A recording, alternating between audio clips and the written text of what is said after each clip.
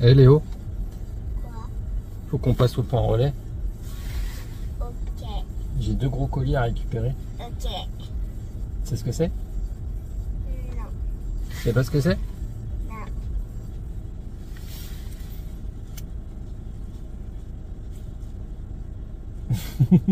Tu veux pas savoir?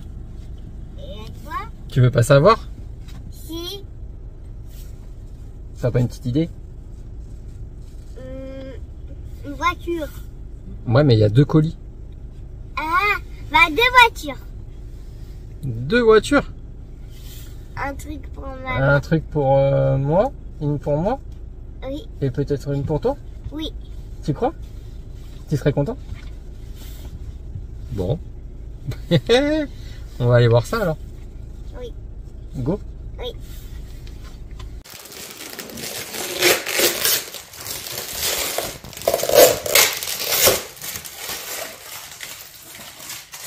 T'es content?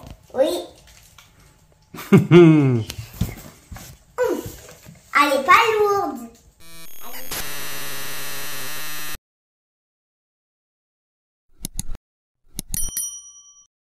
Bon voilà, un enfant heureux, 2 enfants, un petit, un grand. On a reçu du coup 2 Arma, une pour le fiston, une pour le papa. Donc j'ai choisi ça parce que je me suis dit voilà, pour pouvoir rouler ensemble, mon fils il a 5 ans, il commence à maîtriser, il avait un petit crawler VL Toys que vous avez pu voir passer sur la chaîne, enfin un petit crawler en gros déjà, un dixième. Et lui, ce qu'il aime en fait, c'est que la voiture elle fasse des petits sauts quoi. Parce qu'il a essayé le T2M Pirate et j'avoue qu'il se débrouille pas trop mal, il arrive à le maîtriser. Donc je me suis dit, je vais lui en prendre une. Et du coup, je suis parti sur le Vortex Boost. Donc ça, c'est mon choix. Je me dis que c'est un modèle que je vais pouvoir faire évoluer. Donc pour l'instant, il est livré, ce modèle, c'est le nouveau, là, ils sont livrés en 4.2, donc en propulsion. Qu'est-ce que j'ai fait? Ben, j'ai commandé directement avec le kit pour passer en 4 roues motrices. Donc ce modèle, il est à charbon, il va pas très vite. Ceux qui suivent la chaîne de Mani RC Garage 68, ils peuvent aller voir, il en a essayé un, ça avance pas vraiment, hein. Ça ne roule pas, je crois que 30 km/h maxi. Donc la télécommande, elle est bridable, qui va avec, elle est bridable 50, 75, 100. C'est la SLT2, celle-ci. Ok. Donc elle est bridable, mais bon, vu que ça avance pas trop d'origine, voilà quoi. Donc, moi j'ai choisi cet engin parce que je me suis dit que ça allait être costaud.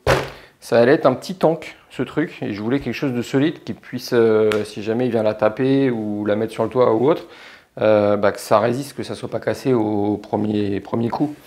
Donc tu vois déjà la carrosserie, hein, déjà tu vois à quoi ça ressemble. Ça a de la gueule quand même. Donc là on est sur des grosses roues qui elles vont amortir les chocs. On a une carrosserie avec des rampes au-dessus, là, tu vois, pour protéger. Et on a un aileron qui n'est pas en lexan derrière, donc qui, lui, va plutôt bien résister aussi, avec un pare-choc. Donc là, on est sur une version 1 dixième, ok, donc c'est de la mécanique d'1 dixième. On a le même châssis que le Granit. Et on a aussi sur la même plateforme, mais un petit peu plus long, le Senton. Donc le Senton, moi, je le préférais niveau esthétique, ok. Je le préférais, il était plus beau, il ressemblait plus à une vraie voiture en fait. Mais je me dis la carrosserie qui englobe les roues, c'est la carrosserie qui va prendre à chaque fois en fait. Et la carrosserie va la péter direct. Donc ça là, la carrosserie, elle va moins prendre parce qu'elle est plus protégée par le châssis, par les roues. Donc c'était mon choix. Le Granit, plus Monster, plus haut, plus grosse roue, et je l'ai déjà eu moi en brushless. Donc je voulais pas reprendre un Granit tout simplement. Donc ça, le Vortex, je me dis voilà, c'est un truc qui va être quand même, qui va pouvoir passer relativement partout parce qu'on a une bonne garde au sol en dessous là, tu vois, hein, quand même. Et le jour où je veux, ce truc là on peut le modifier en fait. On va pouvoir le passer en brushless, on va pouvoir déjà le passer en 4x4. On va pouvoir lui mettre des roues pistes si on veut rouler un petit peu sur le bitume. On va pouvoir faire des choses. Hein. Donc lui, il préférait la carreau grise, enfin noire, mais enfin non, elle est grise, gris anthracite, tu vois. C'est vrai qu'elle est sympa. Elle existe aussi en rouge. Moi, j'aimais bien en rouge, ça pétait. Donc je lui ai pris comme il aimait, grise. On a quand même une belle carreau, tu vois, qui a l'air plutôt solide. Hein, c'est pas du petit Lexan, quoi. Et voilà la machine. Là. La machine. Donc c'est un moteur charbon, 12 tours. Donc ça c'est le point noir du truc, c'est que moteur charbon, c'est pas pour la puissance qu'il va envoyer que je vais me plaindre, c'est plus pour le fait que ça va chauffer et qu'on va pas pouvoir enchaîner les packs. C'est le point noir et c'est aussi pour ça que je pense le passer rapidement en brushless. On a aussi, deuxième point noir, du coup, si on veut le passer en brushless, c'est qu'on va être obligé de se séparer de la radio, étant donné que le récepteur et le variateur sont une seule pièce. C'est du 2 en 1. Et oui, donc ça, c'est aussi un petit peu dommage. Donc si je veux le passer en brushless, donc lui mettre un vario brushless avec un moteur brushless, il faudra que je lui mette un autre récepteur. Oui, donc voilà. C'est dommage parce que cette petite radio, tu vois, elle est sympa. La SLT2 avec sa petite bride. Donc un petit brushless avec une petite bride ici, comme ça, une petite bride pour le fiston et 100% pour le papa. Ça aurait été cool. Bon. Sinon, ce châssis, il a l'air quand même, voilà, c'est un truc qui a l'air quand même relativement costaud. Hein. Avec les protections ici, là j'aime bien ça aussi, tu vois, ici, pour protéger, pour pas qu'il y ait trop de saleté qui rentre dedans. Parce que ça reste une baignoire, mais tu vois, ça monte haut sur les côtés, donc c'est cool ça. C'est cool. Donc, il existe celui-là en pack avec une batterie NiMH 8 v 4 et un petit chargeur automatique. Moi, j'ai préféré prendre vraiment la version de base parce que j'ai des batteries, j'ai du chargeur, donc j'ai pas besoin de tout ça. Et du coup, je vais pouvoir lui mettre directement une LiPo 2S dedans. Ça sera plus simple. Hein. Donc il va tourner en 7 v 2, donc il y en aura peut-être encore moins de vitesse de pointe que ce qui est prévu de base. Voilà, mais bon, c'est comme ça il va se faire la main dessus. Et je pense que le choix est plutôt intéressant. Niveau prix, pareil, je ne l'ai pas pris la version 4x4. Il existe déjà monté en 4 roues motrices, le même. J'ai pas pris parce que c'est plus intéressant de prendre celui-là et d'ajouter le kit 4x4 comme ça, qui lui vaut 39 €. Dedans, tu as, là, tu as tout, en fait. Tu as le diff à l'avant,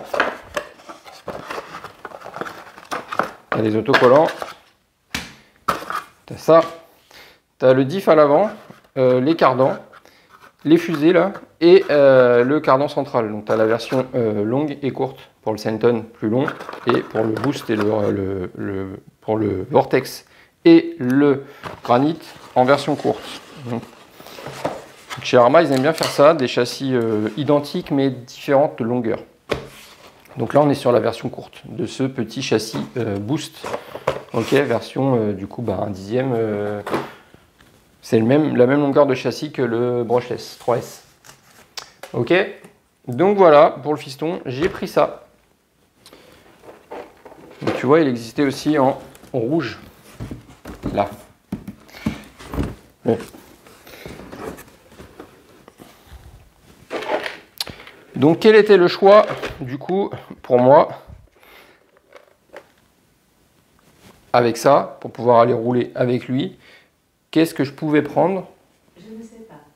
Merci Alexa pour ton intervention.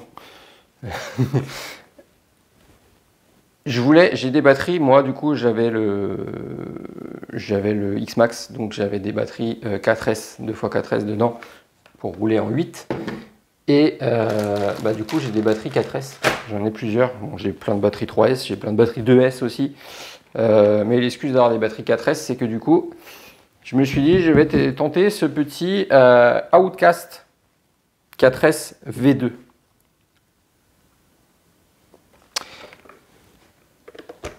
J'hésitais avec le Kraton Et franchement, j'ai profité déjà d'une promo sur le Woodcast. Et moi, je voulais quand même le châssis court pour pouvoir m'amuser à faire des roues et tout ça avec. Donc bien sûr, je l'ai pris en bleu. Et je l'ai pris en bleu parce que franchement, la Caro, ben moi je la trouve magnifique.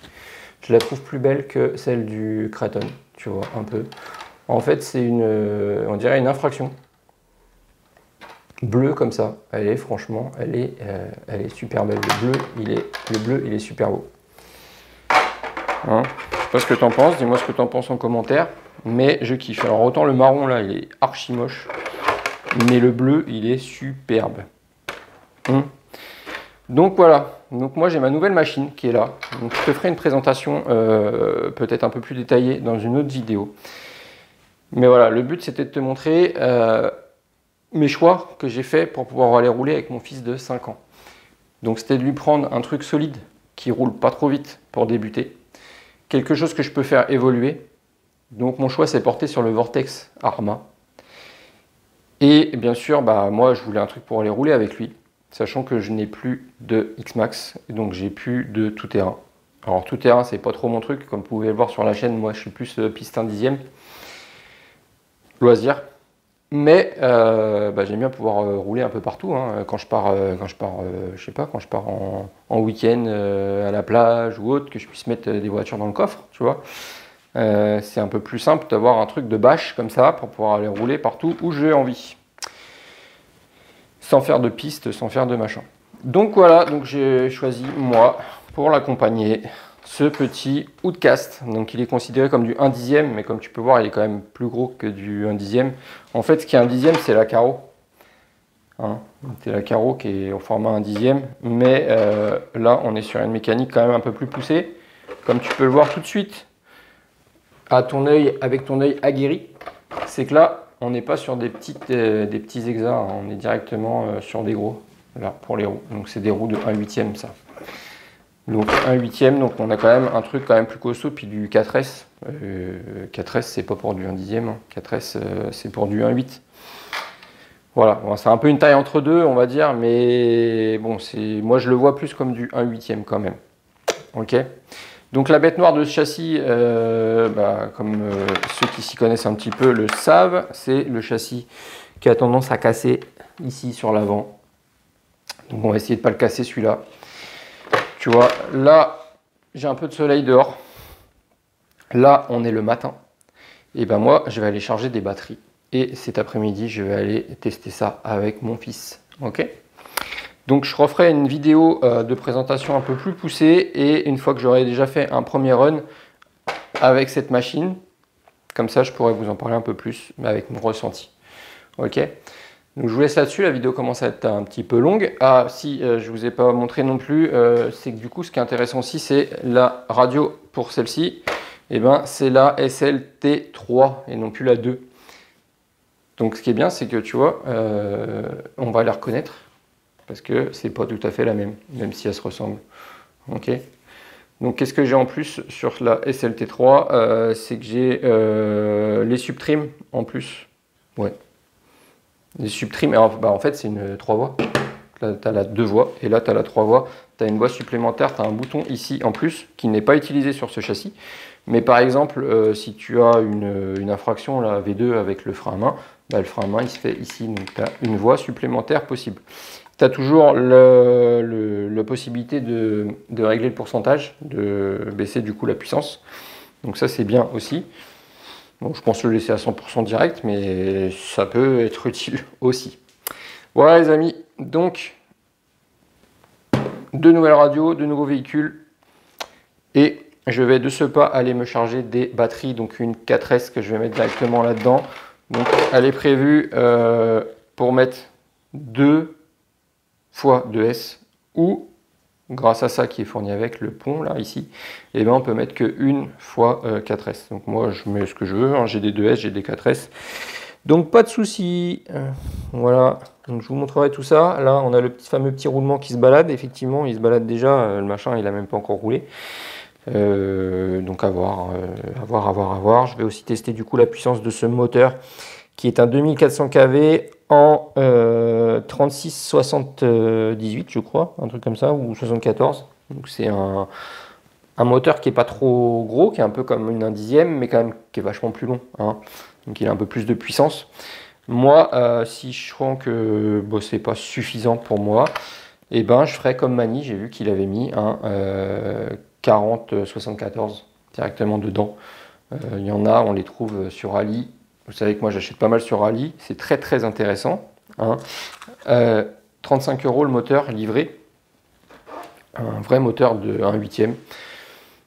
Donc, pas pour aller plus vite, mais pour avoir plus de couple, hein. Donc on verra ce qu'on fait, on verra déjà le comportement de cette machine. On va débuter avec, pendant que les batteries chargent, moi je vais contrôler un petit peu le serrage des roues, les serrages des trucs, toujours avant de rouler, parce que là les machines elles n'ont pas été contrôlées.